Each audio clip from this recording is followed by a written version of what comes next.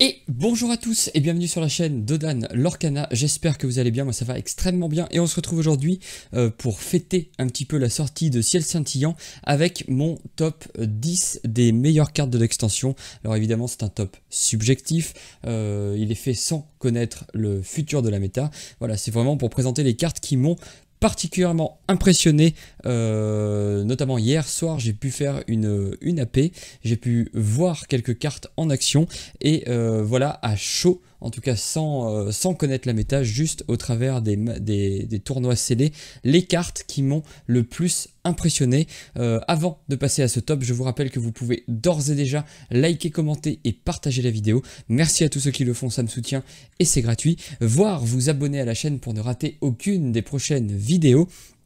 Comme d'habitude, en description se trouvent mes réseaux sociaux, vous pouvez m'y suivre pour voir d'autres types d'actualités sur ce que je fais dans l'Orcana. On passe immédiatement au top 10 avec, alors je vais changer de diapo, avec la carte que j'ai mis en top 10, c'est le prof chevalier hardy, une 1-3 pour 2 non ancrable Killer 1, dont le texte dit « Lorsque vous jouez ce personnage, vous pouvez défausser votre main pour piocher 2 cartes ».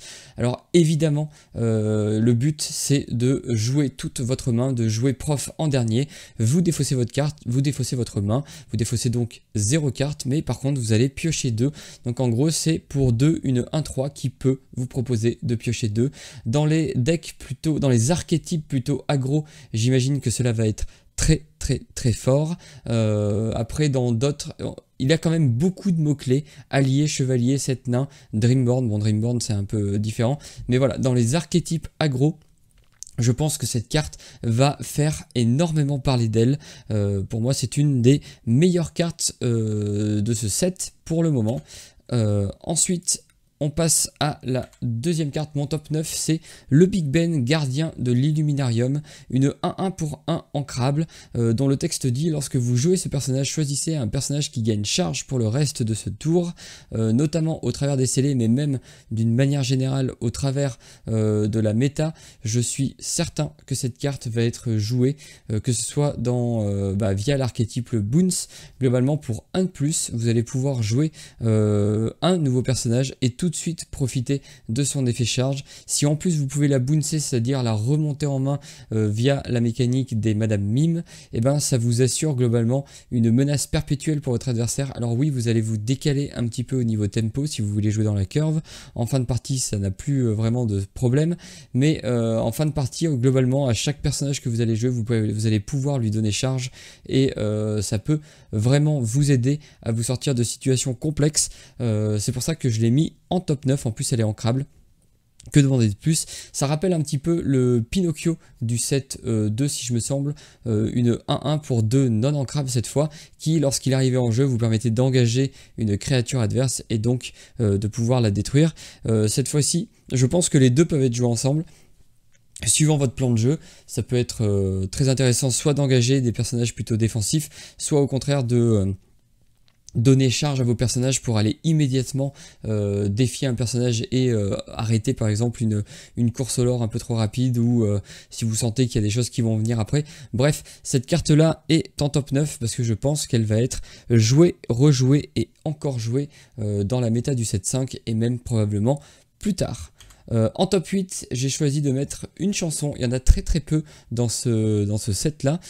J'ai mis la chanson grise Où est la vraie vie pour 3 ancrables, c'est toujours agréable. Une chanson dont le texte dit « Choisissez un personnage, il ne pourra pas défier lors de son prochain tour et vous allez pouvoir piocher une carte ». Donc en gros, c'est un peu comme Perdu dans l'hiver, sauf que au lieu d'infliger des dégâts, vous allez ralentir votre adversaire ou protéger votre board.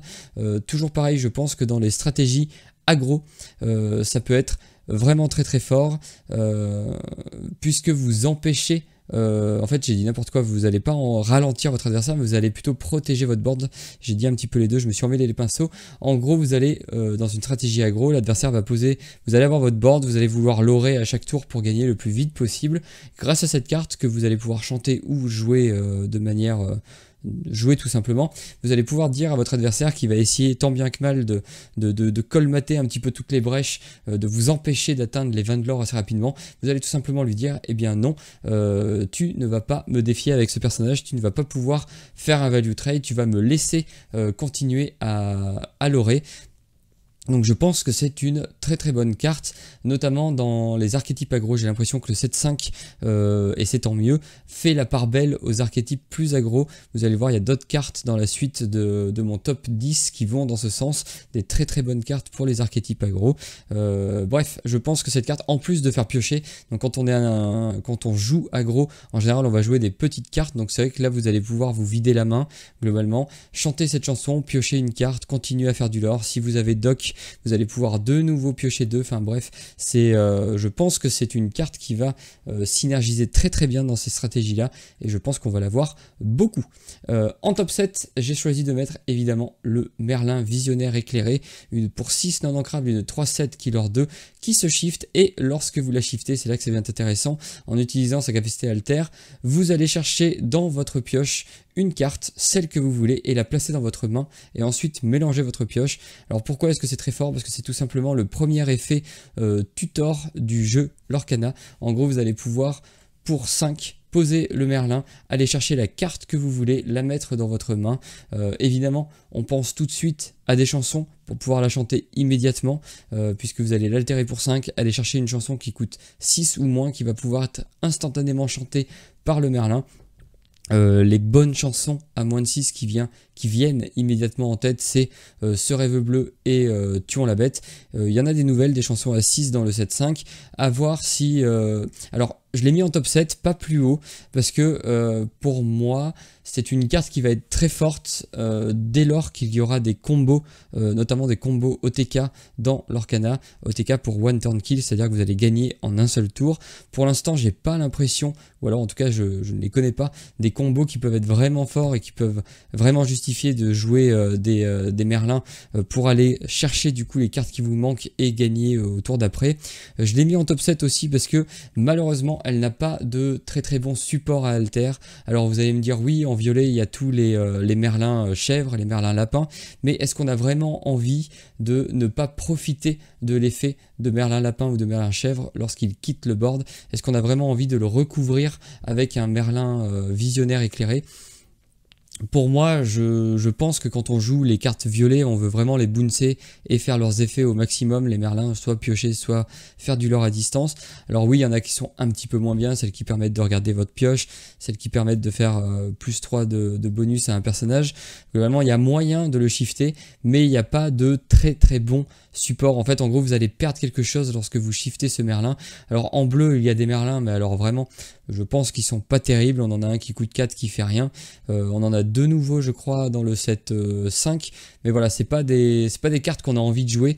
Et jouer une carte pour profiter d'un alter, c'était peut-être bien au set 1 et 2. Maintenant, globalement, il y a mieux à faire. Il y a beaucoup de cartes, donc toutes les cartes doivent avoir un intérêt. Et on peut pas jouer une carte en se disant oui, mais si j'altère une autre carte dessus, ce sera très fort parce que ça nécessite 2 cartes. Ça nécessite que votre premier support alter reste sur le board. Bref, c'est quand même très très lourd, c'est pour ça qu'elle n'atteint que la 7ème position, ce qui est déjà très bien. Je pense que c'est une carte qu'on n'a pas fini de revoir. En top 6, j'ai mis le Cusco Empereur Égoïste pour 6 ancrables, une 3-5 Killer 2 qui a 2 capacités. La première, c'est lorsque vous jouez ce personnage, vous pouvez choisir un lieu ou un objet et le placer dans la réserve d'encre de son propriétaire face cachée et épuisé. Et bien c'est tout simplement la première manière de gérer définitivement un objet. On a vu dans le set 4 que les Tamatoa permettaient de faire revenir indéfiniment des objets. Donc même si vous cassiez par exemple un sous-fétiche, vous saviez que potentiellement l'adversaire allait pouvoir le ramener en jeu et que ça allait être compliqué pour la suite. Là, cette carte-là vous propose de vous débarrasser purement et simplement des objets qui peuvent vous gêner. pense naturellement à Sous-Fétiche puisqu'il a quand même dominé, enfin pas dominé, mais il était très très présent dans des gros decks méta, notamment le rouge-bleu et le gris-bleu. Là, ça vous permet de la gestion en bleu. Vous allez aussi pouvoir gérer un lieu. On l'a vu dans le 7-4, dans la méta compétitive du 7-4, les lieux violets, en particulier le château de la reine, étaient très embêtants en gris-bleu et en rouge-bleu. Bah là, on vous propose pour 6, bon, un tour trop tard, enfin un tour, vous allez laisser quand même le château faire des choses avant, quoique vous pouvez ramp évidemment. Donc en gros vous avez de la gestion propre pour les lieux. Et enfin l'autre capacité de Kuzco sur invitation seulement, pour 4 vous allez pouvoir donner résistance +1 à tous vos autres personnages jusqu'au début de votre prochain tour. C'est une action qui ne nécessite pas d'engager Kuzco. Donc si vous avez 12 de mana et que vous n'avez rien d'autre à faire, vous allez tout simplement pouvoir stacker cette habilité, voilà, je perds mes mots, et vous allez tout simplement donner résistance +3 à tout votre board. On l'a vu, le Big Ben qui donne résiste 1 à tout le board, bah, c'était tout simplement déjà infâme pour les decks gris. Une fois que le Big Ben touchait le board, globalement les decks gris étaient vraiment ralentis et avaient beaucoup plus de mal à gérer votre board, et donc de se propager avec les chansons et tout, de faire de la value avec les chansons. Donc là en gros globalement vous avez une deuxième alternative à Big Ben. Bon, lui n'a pas hors d'atteinte, il peut se faire taper dessus, il a que 5 de volonté, donc les Zeus ça les bannit et tout, mais voilà, ça peut surprendre. En plus des Big Ben, ça peut être plutôt sympa. En top 5, sans trop de surprise, j'ai mis Clarabelle au sabot léger, une légendaire pour 7 ancrables, 5-6, Killer 2, qui s'altère pour 5, et dont le texte dit: à la fin de votre tour, choisissez un adversaire, s'il a plus de cartes en main que vous, vous pouvez piocher pour en avoir autant que lui. Alors elle est très forte, pourquoi? Bah, tout simplement parce que la pioche c'est un des moteurs dans tous les TCG. Plus vous avez de cartes en main, plus vous avez de choix, plus vous allez creuser votre deck, plus vous allez trouver vos lignes de play et vos conditions de victoire.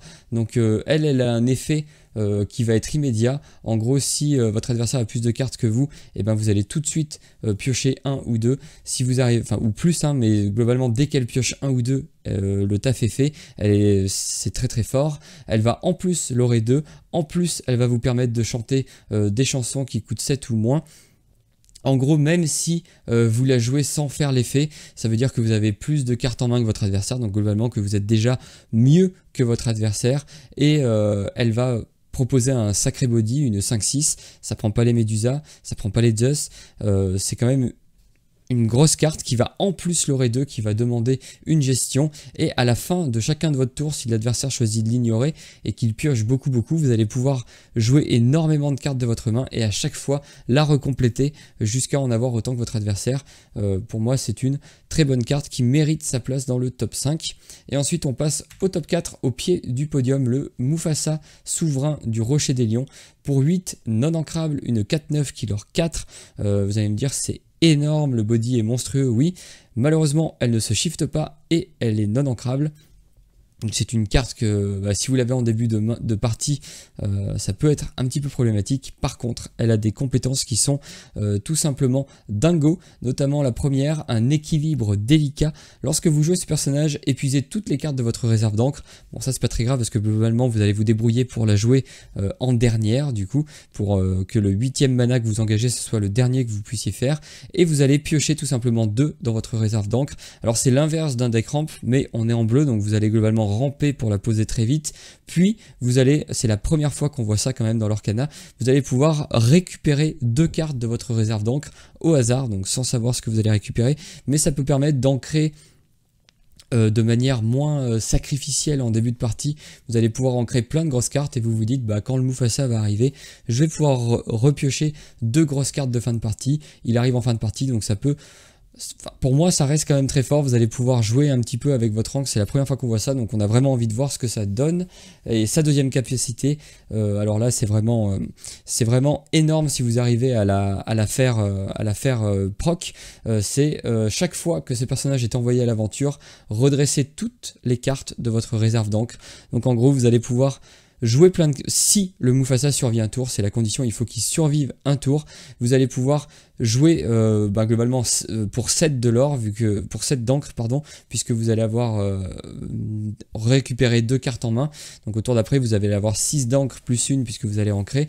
Pour 7 d'encre, vous allez pouvoir jouer tout ce que vous voulez et partir à l'aventure avec Mufasa, détaper absolument tout votre mana et rejouer pour 7 d'encre. Donc globalement, vous allez pouvoir faire un tour à 14 d'encre. En plus d'avoir un body, un loreur à 4 et un body tout simplement énorme, ça peut, à mon sens, clore des games tout simplement. En plus, on a quelques petits combos sympathiques, notamment avec le titan, alors je sais plus comment il s'appelle, si c'est Pyros ou autre, le titan gris qui dit que lorsqu'il bannit un personnage, vous allez pouvoir redresser un de vos personnages, et ben vous allez pouvoir tout simplement jouer tout votre mana, partir à l'aventure avec Mufasa, redresser tout votre mana, jouer tout votre mana, défier avec je crois que c'est Lithos, mais je suis pas sûr, c'est celui qui est de terre. Vous allez pouvoir défier un personnage, redresser encore tout votre mana et rejouer 7 de mana. Bon là évidemment il faut avoir une main gigantesque pour pouvoir jouer l'équivalent de 21 mana, mais voilà, si vous arrivez à le faire, nul doute que cette carte va vraiment faire des ravages. La seule condition, c'est qu'il faut qu'elle reste un tour sur le board et de ramper assez vite pour pouvoir faire son effet. Mais cette carte est tout simplement gigantesque en plus d'être magnifique. Et ensuite, on atteint le top 3, les 3 meilleures cartes de l'extension à mon sens, avec le Prince Naveen. Pas une surprise non plus, j'imagine. Beaucoup l'ont... pressenti comme étant une excellente carte. Pour 4 non ancrables, vous avez une 3-3 qui leur 2, un héros. Toujours intéressant de noter ces mots-clés là, puisque l'archétype héros en tout cas commence à avoir vraiment énormément de cartes dans la besace. Ça peut commencer à faire de très très belles choses. Il a Méloman 6, donc ça peut toujours être intéressant. On aurait préféré évidemment Méloman 7 pour pouvoir chanter absolument toutes les chansons du jeu, mais on va s'en contenter, d'autant plus que sa capacité dit: lorsque vous jouez ce personnage, vous pouvez jouer gratuitement une carte chanson coûtant 6 ou moins. Et ben c'est tout simplement énorme, vous allez le poser et pouvoir directement chanter sans l'engager, donc sans lui faire prendre des risques. On le voit évidemment tout de suite s'insérer naturellement dans les decks Amber Steel Song. Au tour 3, vous allez jouer la Ariel qui vous permet d'aller récupérer n'importe quelle chanson dans votre deck. Jusqu'à présent, une des conditions pour être bien avec votre deck Amber Steel Song, c'était d'avoir un chanteur à 5 disponible pour chanter. Donc en gros, le tour où vous jouiez votre Ariel, il fallait absolument qu'elle survive jusqu'au tour d'après pour pouvoir chanter les chansons que vous alliez récupérer. Et bien là maintenant, vous avez plus ce problème, puisque tour 3, vous allez récupérer la chanson que vous voulez, peu importe si l'adversaire tue votre Ariel ou pas, vous allez pouvoir jouer Prince Naveen au tour d'après et chanter immédiatement votre Rêve Bleu ou peu importe quelle autre chanson. C'est très très fort. Les autres archétypes dans lesquels je la vois très bien s'insérer, c'est dans le jaune-rouge contrôle chanson, donc qui commençait un petit peu à apparaître fin du 7-4. Je pense que ça peut être très très fort dans cet archétype là également, et dans le jaune vert sous l'océan, le jaune vert un peu combo, vous allez pouvoir pareil profiter de cet effet là. Donc en gros je pense que ce prince là va s'insérer dans globalement tous les decks chansons, et les decks chansons, je pense qu'ils vont commencer à ne plus être réservés uniquement au jaune gris, mais les autres couleurs vont pouvoir commencer à utiliser aussi eux aussi au maximum les cartes chansons. Donc très très bonne carte qui à mon avis va d'une côté assez cher et de deux être ultra compétitive. Et on passe au top 2 avec le Pat Arbitre. Alors celle-là aussi, beaucoup de monde l'ont vu comme étant une très très bonne carte. Je pense aussi que c'est une très bonne carte pour 3 ancrables, une 3-3 qui leur 1 dont le texte dit: lorsque vous jouez ces personnages, les adversaires ne peuvent pas jouer d'action jusqu'au début de votre prochain tour. C'est un peu comme... Alors ça va être une carte qui va être quand même assez dure à jouer, enfin qui va demander un sens du timing et une espèce de connaissance de la méta pour savoir les tours où elle sera le plus à même de vraiment casser les plans de jeu de votre adversaire. Évidemment, si vous la jouez bêtement sur le T3, il y a moyen que ce soit pas terrible. Par contre, si vous arrivez à la jouer dans des tours qui sont critiques, notamment on pense le tour où le rouge peut chanter un soyez prête, le tour d'avant vous pouvez jouer votre patte, ça peut tout simplement détruire sa game. D'autant plus que c'est pas uniquement les chansons, c'est aussi les actions. Donc les actions quand même qu'on voyait revenir un peu dans le méta compétitif. Là tout de suite je pense, mais il y a forcément d'autres actions. Je pense à Tu m'as oublié, la carte action jaune qui permet de défausser 2 cartes de votre main. Et ben vous pouvez timer ceci notamment contre avec le pad, vous pouvez empêcher l'adversaire de vous faire défausser 2 cartes. Ça peut...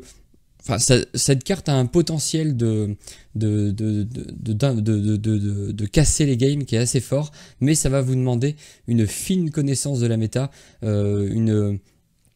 pourquoi pas d'aller checker la main adverse pour vraiment voir les tours où ça va être le plus judicieux de la jouer. Évidemment, en gris-violet, ça va être très fort puisque vous allez pouvoir la bounce et rejouer son effet plusieurs fois. Bref, une carte qui mérite largement sa place dans le top 2 parce que je pense que c'est une carte qu'on va voir énormément pendant le 7-5 et voire même plus tard, qui va vraiment embêter toutes les chansons, tous les joueurs qui veulent jouer des chansons, voire même des actions. Ça peut être très très fort. Aussi bien dans les stratégies aggro d'ailleurs que dans les stratégies plutôt contrôle, puisqu'en aggro on sera content d'empêcher un tuant la bête ou un soyez prête. Dans les stratégies contrôle, on sera aussi content parfois d'empêcher un soyez prête également, ou plein d'autres cartes qui pourraient vous embêter, plein d'autres cartes action. Donc une carte très polyvalente, plus compliquée à jouer que les autres cartes puisque son effet nécessite d'être joué au bon moment pour être vraiment fort. Mais voilà, j'adore la carte, très bonne carte. Et enfin le top 1. Pareil, vous vous en doutez, je pense, la Daisy Rendez-vous de Donald, la carte qui va probablement permettre au deck aggro d'exister, enfin on l'espère en tout cas. Il faut, en fait, je suis pas un joueur d'aggro, hein, je n'aime pas, je ne suis pas spécialement à l'aise en jouant les decks aggro, mais voilà, je pense que pour qu'une méta soit relativement saine, il faut qu'il y ait le triptyque aggro, midrange, contrôle, et que les 3 decks en gros ça fasse un espèce de pool runner vipère, que l'aggro bat le contrôle, que le midrange bat l'aggro et que le contrôle bat le midrange. Je pense que pour avoir une méta équilibrée et vraiment voir tout un tas de decks fleurir un peu partout, il faut que ce triptyque soit respecté. Pour le 7-4, clairement le Bucky empêchait toute stratégie aggro ou même empêchait plein d'autres decks de voir le jour, donc heureusement ce n'est plus le cas. Cette carte là va vraiment renforcer l'archétype aggro. C'est une 1-4 pour 1 non-ancrable Killer 2. À chaque fois que ce personnage est envoyé à l'aventure, chaque adversaire révèle la carte du dessus de sa pioche. S'il s'agit d'une carte personnage, il peut la prendre en main, sinon il la place sous sa pioche. Pourquoi est-ce que c'est très fort? Tout simplement 1-4 Killer 2, ça va être très très dur à aller gérer. Jusqu'à présent on avait beaucoup des cartes qui l'auraient 2 mais qui avaient seulement 1 de force ou 1 de volonté ou 2 de volonté. Donc en gros si l'adversaire jouait du gris par exemple, il pouvait facilement aller mettre des dégâts sur vos petits personnages agressifs, et donc en gros il éteignait tous les feux que vous lanciez pour essayer de le prendre de vitesse, et c'était tout simplement très compliqué de gagner avec une sortie aggro. Là clairement ça change la donne. Vous pouvez en jouer 2 sur votre T2, vous pouvez en jouer une seule évidemment sur le T1 et commencer à faire votre petit travail.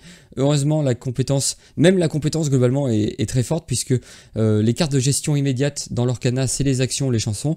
Et bien globalement là vous allez checker la pioche de votre adversaire. Si c'est autre chose qu'un personnage, vous allez tout simplement la mettre sous sa pioche. Donc en gros les actions et les chansons ça dégage, ça passe sous la pioche. Votre Daisy est globalement tranquille pour l'aurer. Le seul bémol c'est que ça peut faire piocher quand même des personnages à votre adversaire, et donc de lui permettre de ne jamais avoir de problème d'angle, de ne jamais avoir de problème de mana, quoi que ce soit.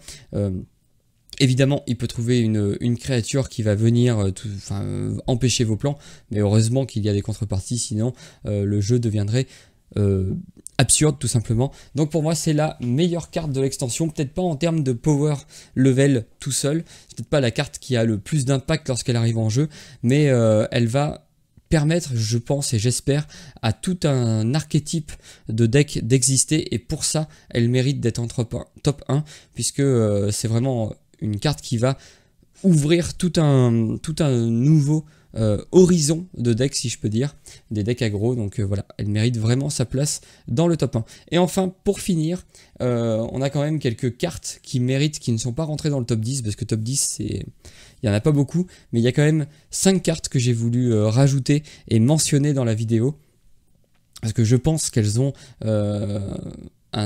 qu'elles vont pouvoir trouver leur place dans la méta, voire être complètement broken si l'archétype dans lequel elle semble s'insérer est compétitif. Je pense notamment au Robin des Bois tireur d'élite pour rouge, pour 4 non ancrables, une 3-5 il me semble qui leur 2.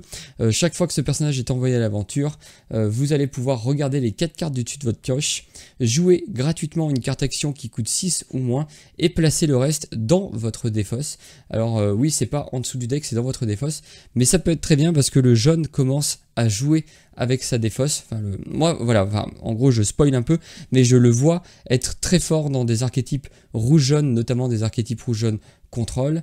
Vous allez pouvoir chercher une réponse pour 6 ou moins, peut-être même des feux du dragon. Enfin, il y a plein de possibilités qui semblent se dessiner avec. Vous allez jouer gratuitement une action qui coûte 6 ou moins, donc une chanson ou une action. Et en plus, vous allez pouvoir mettre des cartes dans votre défausse. On a vu qu'il y avait d'autres cartes qui commençaient à synergiser avec votre défausse, notamment, on connaît le Tchernabog qui synergise avec la défausse. Il y a aussi le Christophe. Plus vous avez de cartes chansons dans votre défausse, moins il coûte cher. Enfin, je pense qu'il y a des trucs. Vous allez pouvoir utiliser une autre carte que j'ai mis dans les 5 autres cartes qui sont pour moi très forte, le ranimer pour 5 non ancrables, une action qui vous permet de jouer gratuitement une carte personnage de votre défausse ayant un coût 5 ou moins. En gros, vous allez pouvoir jouer Robin des Bois, défausser des cartes, les ramener facilement avec ranimer. En gros, vous allez pouvoir créer une espèce de petite pioche ouverte grâce à votre défausse, dans laquelle vous allez pouvoir aller piocher avec pourquoi pas des partir là-bas qui font revenir des personnages. On peut imaginer des Perdita aussi avec les petits personnages que vous allez défausser, vous allez pouvoir les ramener instantanément. C'est une autre manière en fait de creuser son deck et de trouver des réponses que l'on veut. L'autre carte qui me plaît beaucoup, c'est la mini Tambour Major, une 4-4 pour 5 ancrable qui leur 2, qui s'altère pour 4, et dont le texte dit: si vous jouez ce personnage en utilisant sa capacité altère, vous pouvez chercher une carte de personnage dans votre pioche, la révéler aux autres joueurs, la placer sur le dessus de votre deck, et mélanger votre deck avant bien évidemment, et la placer sur le dessus de votre deck. On pense évidemment au combo avec Mufasa. Au tour 3, vous posez votre Mufasa qui, lorsqu'il meurt, vous prenez la première carte de votre pioche, vous regardez si c'est un personnage et vous pouvez le jouer gratuitement. Et bien là, vous allez pouvoir T3 jouer votre Mufasa, T4 altérer votre mini, placer la carte créature que vous voulez voir proquer avec votre Mufasa, sacrifier votre Mufasa dans une autre créature et tout simplement jouer une carte gratuitement. Je pense que dans l'archétype rouge-jaune, Mufasa, elle est très forte, elle peut évidemment s'insérer dans plein d'autres archétypes, puisque c'est une sorte de tuteur un peu moins fort, puisque vous n'allez pas la piocher, vous allez la mettre sur le dessus de votre deck, mais nul doute qu'elle va revenir, et notamment l'archétype Mufasa, je pense que avec cette carte, il peut vraiment enlever un petit peu le côté hasard qu'il y avait dans le deck, qui pouvait être très problématique en compétitif, puisque si votre Mufasa ramenait pas une grosse créature, et bien globalement la partie était très mal engagée. Là maintenant, vous allez pouvoir vous assurez plus ou moins d'avoir la carte que vous voulez, donc très bonne carte. Puis l'adversaire aussi, si vous mettez votre carte dessus et que vous partez à l'aventure avec votre Mufasa, l'adversaire il sait la carte qui va se prendre sur le coin du nez si jamais il a envie, si jamais il a l'audace de défier votre Mufasa. Donc en gros, votre Mufasa, il va peut-être pouvoir juste l'aurer tranquillement en proposant à l'adversaire toujours de se dire: ah mince, je peux pas le défier, sinon c'est catastrophique pour moi. Donc je pense que le deck Mufasa a de belles heures devant lui grâce à cette carte. L'autre carte que j'ai voulu mettre dans ce top élargi, c'est pour les hommes, une chanson en vers pour 4 ancrables. Vous choisissez un personnage, un objet ou un lieu et vous le placez tout simplement dans la pioche de son propriétaire. Ce joueur pioche 2 cartes. Ça Alors pourquoi il entre pas dans le top 10? Parce que ça rappelle un peu la Yzma Violette qui faisait pareil lorsque vous la jouiez. Vous pouvez prendre un personnage et le mettre dans la pioche de votre adversaire qui va piocher ensuite 2 cartes. En fait, le fait que l'adversaire pioche 2 cartes, ça peut être très problématique.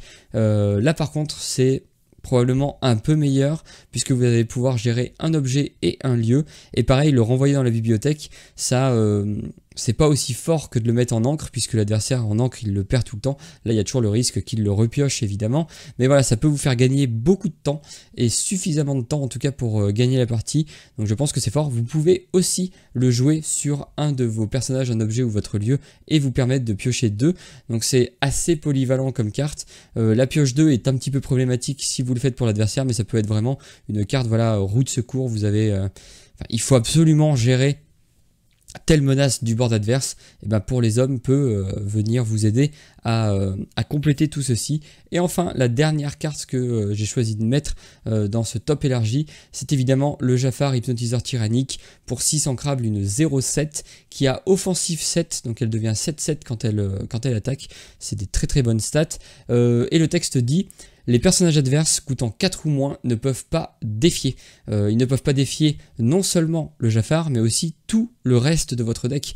Donc en gros, vous allez pouvoir partir à l'aventure avec tout votre board. Globalement, il va arriver T6, donc l'adversaire il aura peut-être une créature T5 sur le board, mais s'il a d'autres créatures un peu plus basses, je pense notamment au violet qui joue beaucoup des créatures qui coûtent 4, des Madame Mime, tout ça, qui coûte globalement 4 ou moins, et bien grâce à ce Jafar, vous allez pouvoir lui dire, bah en fait non, tu ne vas pas défier avec tes personnages, tu ne vas pas pouvoir tout simplement raser mon board, je vais pouvoir continuer à me propager. Alors 6, ça peut être un haut de curve d'un deck aggro, j'ai un peu de doute, c'est peut-être un peu trop cher, quoique ça peut être un bon finisher dans un deck aggro pour 6 ancrables en plus, donc si vous en jouez beaucoup parce que vous en avez absolument besoin, vous allez pouvoir l'ancrer.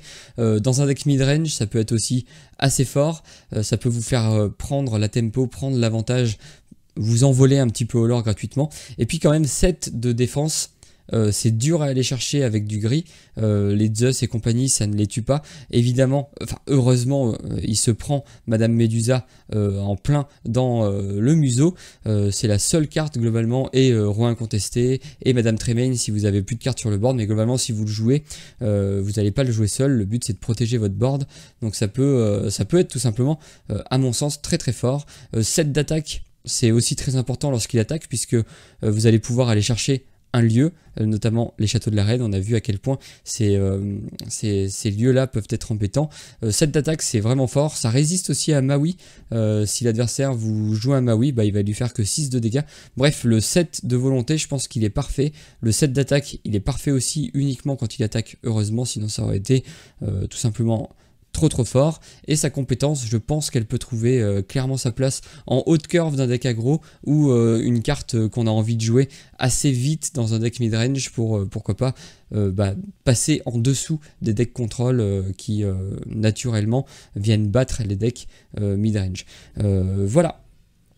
C'est globalement à chaud et en début de méta, avant même qu'il y ait les premiers decks qui sortent et tout, c'est les cartes qui m'ont le plus tapé dans l'œil lors du 7.5. N'hésitez pas en commentaire à me dire si vous avez un top 10 différent, s'il y a des cartes que vous trouvez vraiment très fortes qui ne sont pas dans ce top, c'est largement possible, il y a plein de cartes, il y a plein de manières d'imaginer des synergies avec certaines cartes, donc ça n'a pas valeur de parole d'évangile, hein, c'est vraiment juste mon ressenti à moi. C'est aussi fait pour partager avec vous tous qui regardez la vidéo, donc n'hésitez pas à me dire si vous n'êtes pas d'accord avec tel positionnement, si pour vous il y a des cartes qui sont pas dans le top 10 et que c'est tout simplement incroyable qu'elles n'y soient pas et que j'ai fait n'importe quoi et que je n'ai rien vu venir. N'hésitez pas à me le dire, ça me fera plaisir de vous lire et de vous répondre et d'échanger avec vous sur le sujet. Comme d'habitude, merci à tous ceux qui s'abonnent, qui like, qui commentent et qui partagent la vidéo. Il me reste plus qu'à vous souhaiter une excellente journée et ou une excellente soirée, tout dépendra du moment où vous choisissez de regarder la vidéo. Allez, salut!